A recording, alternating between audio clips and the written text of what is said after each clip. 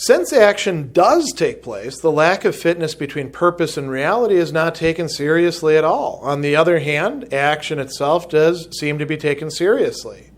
In point of fact, however, the actual deed is only a deed of the individual consciousness, and therefore itself only something individual, and the result contingent. But the purpose of reason as the universal all-embracing purpose is nothing less than the whole world. A final purpose going far beyond the content of this individual deed, and therefore to be placed altogether beyond anything actually done. Because the universal best ought to be carried out, nothing good is done.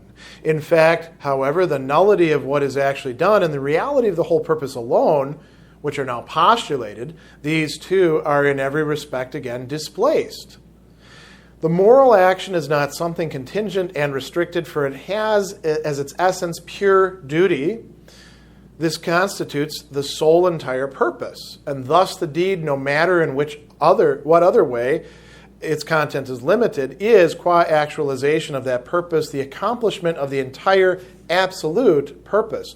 Or, again, if reality is taken to be nature, which has its own laws and stands in contrast to pure duty, so that duty cannot realize its law within nature, then since it is duty as such that essentially matters, what we are in fact concerned with is not the fulfillment of pure duty, which is the whole purpose, for the fulfillment would really have as its purpose not pure duty, but its antithesis reality. But there is, again, a shift from the position that it is not reality with which we are concerned. For according to the notion of moral action, pure duty is essentially an active consciousness. Thus, there certainly ought to be action. Absolute duty ought to be expressed in the whole of nature, and moral law to become natural law. Paragraph 619 is fairly long, and there's really two main things going on within it. There's essentially two different discussions that Hegel is engaging in. So it could have been broken down into two shorter paragraphs, but for some reason Hegel puts them together, and we might think about how these are in fact connected as we reach the end of the commentary on this particular paragraph, 619. He begins by bringing up this general idea that we've already broached of what's being translated here as a lack of fitness, Unangemessenheit. We'll come back to that in just a moment. Between what? Between purpose, Zweck, and reality, Wirklichkeit.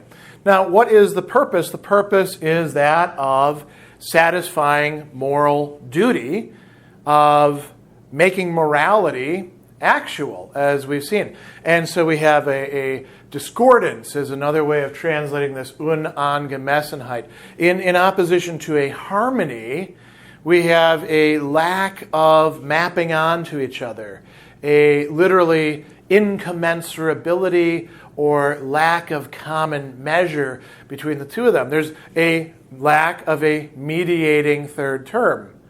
Or is there? Consciousness is going to be that mediating third term, as we're going to see, but that's not apparent at this point.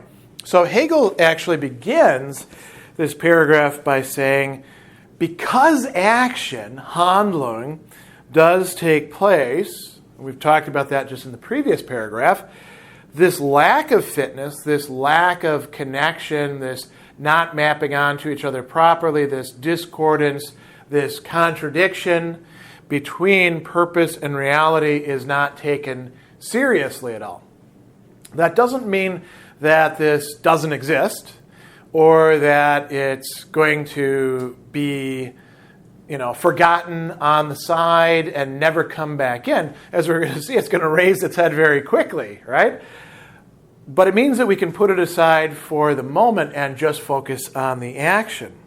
So he says action itself does seem to be taken seriously. And we saw in the previous paragraph, maybe this is the way out of this conundrum, the way out of the fundamental contradiction, the nest of contradictions or antinomies or antitheses, whatever you want to call it, at the heart of the moral consciousness. Maybe action, instead of being something that merely follows from thought or practical reasoning, maybe action reveals to us not just results, but an orientation that we could then follow.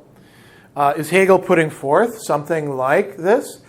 Well, he seemed to suggest that to us as a way out of this predicament, but now he's going to focus on another key aspect of action that we all too often forget about.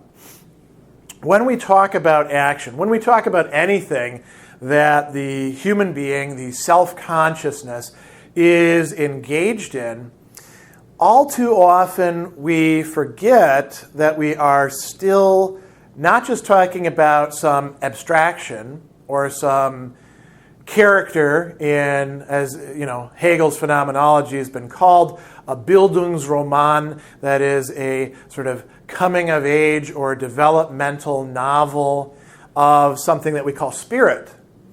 How does spirit, in fact, act within the world? It doesn't do so by, top-down fashion saying, here's what's going to happen. Now I need to find some husks that I can inhabit and move around. No, it engages actual human beings in their specific reality, in their humanity, in the depths of their personality. And here he's expressing this in terms of individual consciousness. So he says, in point of fact, the actual deed, the actual doing, the action, whatever it happens to be that's attempting to satisfy moral duty and bring it about in the world, the actual deed is only a deed of the individual consciousness. Now, notice the next thing that he says. It could be that my deed is an action of me, but in some way it's representative or it's determinative of so many others, right?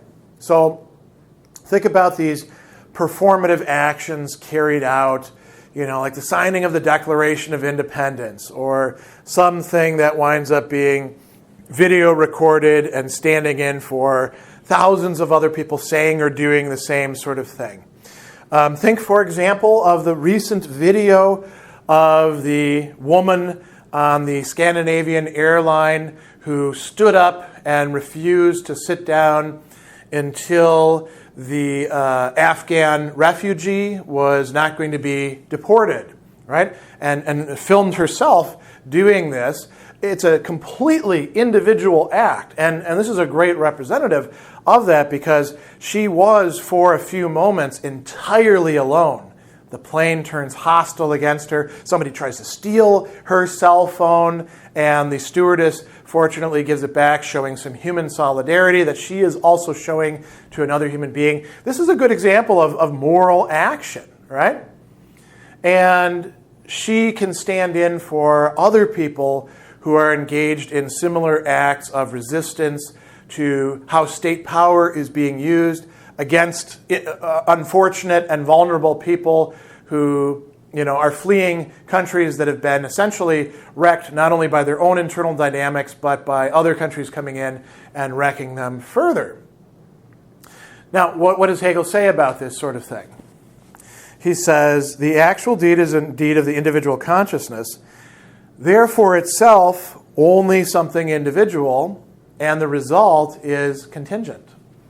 So, in a sense, even when we do these sorts of big gesture, stand-in for humanity writ large kind of actions, it is that of the individual. You can look at, again, to use this example, you can look at this woman video recording herself, explaining what it is that she's doing, talking about the time that's passing, and whether the pilot is going to do this or that, or the ground crew is going to do this or that, or the authorities are going to do this or that, carrying on a conversation through, I think it was Facebook Live streaming. You can look at that and you can say, well, it's dramatic because we don't know what's going to happen. Let's say the person does get taken off the plane, and now it seems like they're going to get asylum, everything is great, but somebody could get off the plane and kick them and they die. Or they fall down the stairs and break their neck. Or The cops are there waiting to throw them into a cell and send them on another plane. And we can go on and on and on. So every single action that we engage in, attempting to do our moral duty, is radically contingent. There's no guarantee that the purpose, the end, the Zweck, and reality are going to measure up to each other, are going to conform to each other. They are contingent. So what does this mean for us? Here Hegel makes a contrast between the purpose of reason, the Zweck der Vernunft, right, as the universal, all-embracing purpose. There is a larger purpose that we feel like we can align ourselves with, but we can never really measure up to and participate in the way that we'd like. So he says this universal, all-embracing purpose is nothing less than the whole world. That's an interesting thought. What does he mean that this universal purpose is the whole world? The world as it currently is, as screwed up as we find it, as irrational or only partly rational as so much of its processes and individual persons and cultures and dynamics seem to show itself? No, the purpose is that of transforming the world, making it a fully rational, a fully humane, a humanified, you could say, that is made completely human world, a world that has been transformed. And here you can see this nature lurking in the background. Nature, which we are a part of, is something that has its own laws and yet is to be transformed. Transformed by what?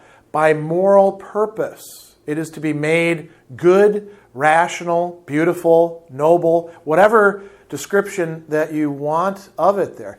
That is the purpose of reason, of Vernunft. It's not simply to know the cosmos. It is to transform the cosmos, to make it how it should be. And then you might say, where the hell do you get an idea about that? Through reason. By using reason to understand our very nature and our possibilities. This was the project and the process of the Enlightenment, but it didn't get carried through all the way, and we saw that it ends up in detours like that of absolute freedom and the terror.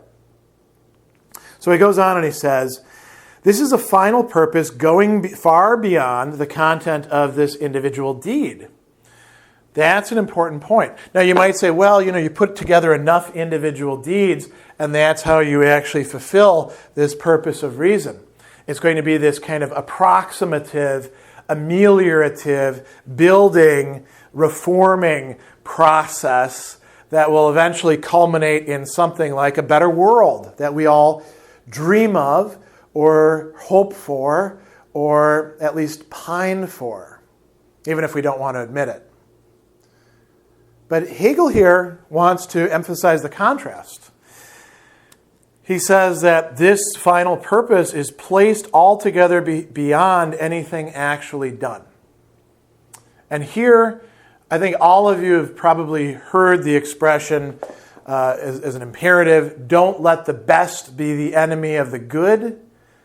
If you haven't heard that, what it means is don't allow a certain sort of perfectionism that looks to the best and uses that as its standard to detract from the good, the actual good, the wirklich, the real good that is being done or that is in front of you or that is available.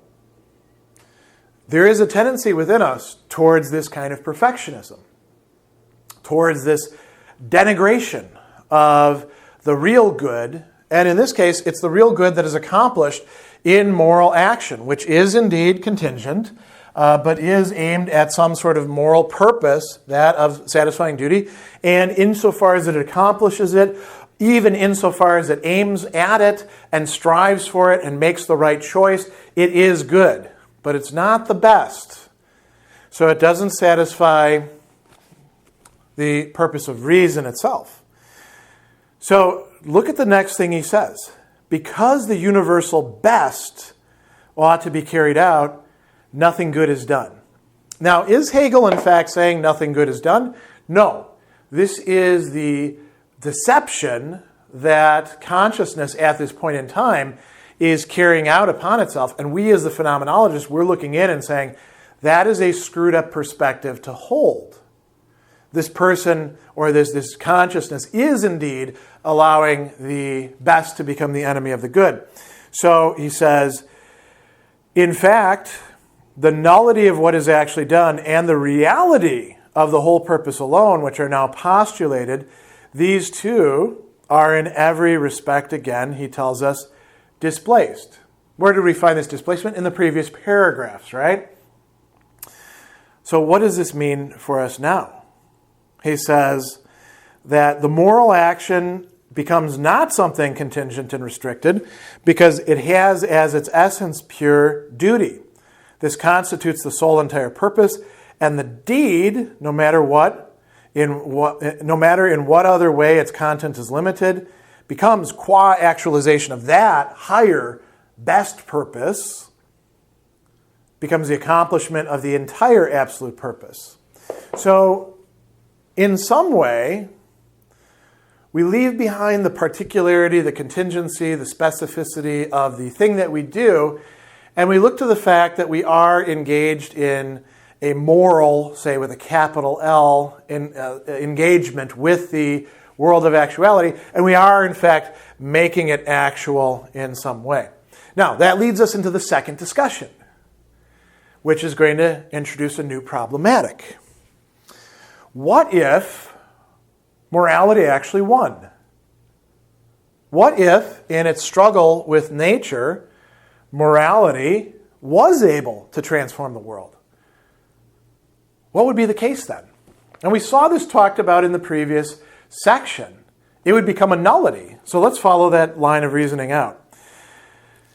He says, if reality is taken to be nature, so here on this side we're looking at the Wirklichkeit, the actuality, as nature, the whole world that we know with its own laws, some of which are physical laws, having to do with bodies, some of which have to do with our own psychological states, generalizations that we can bring about, ways in which our motivations produce certain results, either in line with or contrary to duty. He says, if nature, which has its own laws, stands in contrast to pure duty.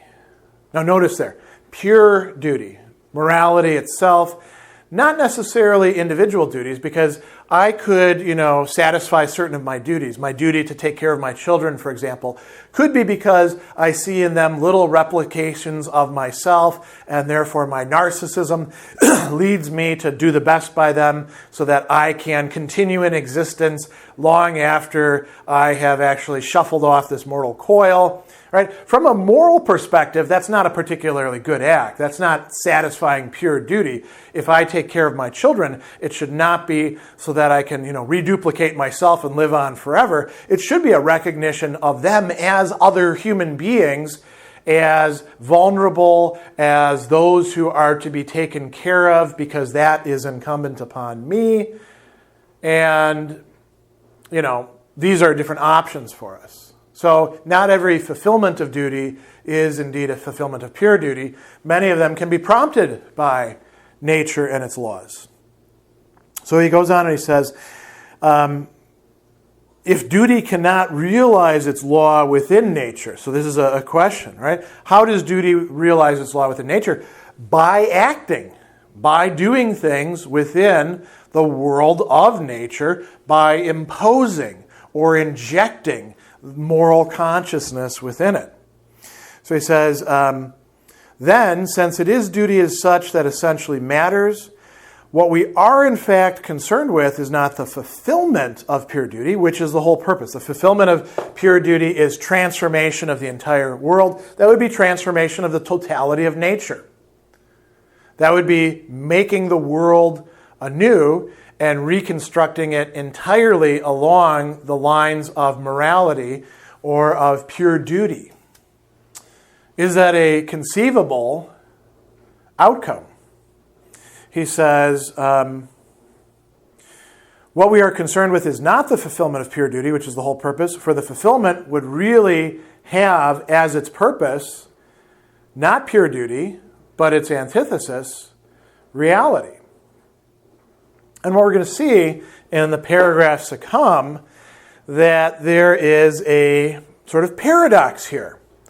The more that you are able to make this ideal world that is presumed in the individual action, that the individual action never measures up to, and yet at the same time remains oriented by this better or best world, so long as you're trying to make nature conform to that, there's some sort of struggle there. There remains, we saw we were going to leave aside the lack of fitness, right? But it's been there the whole time. This incommensurability, this not quite mapping onto each other, this, let's just call it what it is, conflict, a dialectical conflict within consciousness itself about what is going to matter more. Nature, what we're confronted with in our experience, what we find as we engage in observing reason, as we find as we go through the consciousness section, as we go through the self-consciousness section. The dialectic of recognition is in some respect part of that nature, is it not? And yet there's something better, something more distinctively human that we can try to bring about. Now, if we do bring it about, and you might even say, the closer we get to bringing it about, this paradox raises its head. We'll come back to that in a moment. But assume we could totally bring it about, transform nature, the entire cosmos, into a completely moral universe. Would there be any room left for morality, for individual actions that are oriented towards the purpose of doing the moral thing? Would you be moral if the whole world was set up in such a way that you automatically were directed towards doing the right thing? If you had what Kant called a holy will, a will that just simply recognized what the good is and automatically chose to do that, that had never to struggle against its desires and inclinations. And everybody else around you is that way too. So you would never have anybody vexing you because they're acting like a jerk, being motivated in the wrong way themselves. Would there be some scope for morality? I mean, you could say there's no scope for this best part, right? Because you've already accomplished it. It's no longer a project or a goal or a zweck, an ideal. But would there be room even for this individual action? Only insofar as we're still screwed up. If you imagined a moral universe in which everybody was a good guy except for you, you were the odd duck, right? You are the one who sees things differently, and you behave in ways they don't like, and so you get thrown in jail or sent to reconditioning camps, or maybe they just sit down with you and talk real nice and try to show you the irrationality of your behavior. Well, I suppose then you could change, and in so doing and becoming like the rest of them, you could become a good guy. But would you really be good in the sense that we typically talk about? This is the paradox of morality and actuality, and attempting to impose a harmony on it. So we come back here, and he says, there is again a shift from the position that it's not reality with which we're concerned, not Wirklichkeit. Why? He says, according to the notion, the concept, the Begriff of moral action, pure duty is essentially an active consciousness. It is not a passive consciousness. It's not a merely implicit consciousness. It has to know what it's doing. I mean, we can see this in looking at classic virtue ethics. This is one of the problematics that comes up within virtue ethics in certain misinterpretations of it. Think about Aristotle, for example. He says that what defines a person as virtuous is having certain habits, certain hexes. We can also translate that as dispositions. They have built up something within themselves through habituation, through making it part of the fabric of their character, right? And they do the right thing in the right way at the right time, et cetera, et cetera, et cetera. It's a mean position. There's one other part of this that's really important, that's particularly pertinent to this question of activity. They know what they're doing.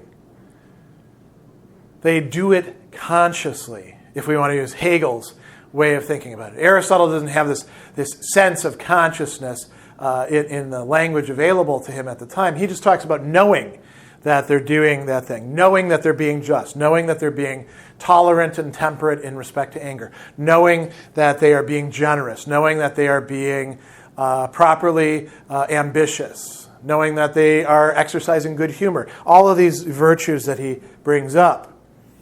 They know on some level that they're doing it. Doesn't mean they have to be like a hyper-conscious person all the time, totally thinking about what am I doing right now. But they do have to have on some level consciousness of that. It cannot be automatic. It cannot be merely instinctual. It cannot be like a robot or like an animal who has been trained. Or else it's not moral. And when you see certain interpretations of virtue ethics, they almost sound as if the goal is to use our brains to eventually cut out the need for thinking whatsoever, so we'll just automatically do the right thing, sort of like a sprinkler, shooting out the water because goodness is flowing through it from the hose, and it just casts it out like that in a mechanical fashion. That is the opposite. Virtue is supposed to make us more human. Duty is supposed to be a recognition of what is incumbent upon us as human beings, as moral beings. So Hegel goes on to bring this section to a close, and he says, there ought to be action. Absolute duty ought to be expressed in the whole of nature. Moral law ought to become natural law. Not just be recognized as natural law in the way that natural law theory thinks, nor simply conceptualized the way that Kant does in his, for example, first formulation of the categorical imperative, implicitly in the second, but then again explicitly in the third. No, we are supposed to transform the cosmos and make it one that is moral, so that we would in fact be naturally moral beings. Now, is this going to work? We've got the ideal set out before us. Are there any big problems with it? We've already talked about a few, and in the paragraphs to come, Hegel is going to show us the contradiction at the very heart of this project.